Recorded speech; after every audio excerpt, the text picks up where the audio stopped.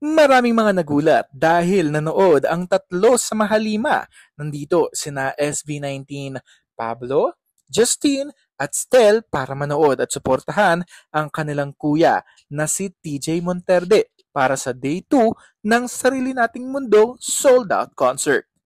Kaya naman narito ang mga kaganapan at kuwang-kuwa talaga na kung saan nahihiya talaga itong si Pinunong Pablo no kapag ini-introduce sila whenever na ini-invite sila sa Red Premiere Night and all that at ito na nga talagang naka-sombrero siya habang itong sina Justine at Stel todo smile talaga sila lagi.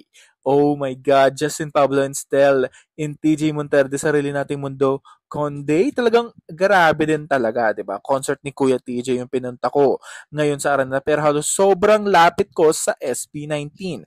Paano na 'to, hindi ba? Kaya naman ini-enjoy lang ng tatlong ito ang concert ni TJ Monterde no dahil love songs, pag-ibig at syempre no talagang tagos sa puso mga performances ni TJ ang inihahandog para sa kanyang concert. Kaya naman nandito ang tatlo para suportahan, para sumuport at yan naman talaga ang ugali ng SB19 sa tuwing may mga dinadaluhan silang mga event. It's all about support one another, support OPM.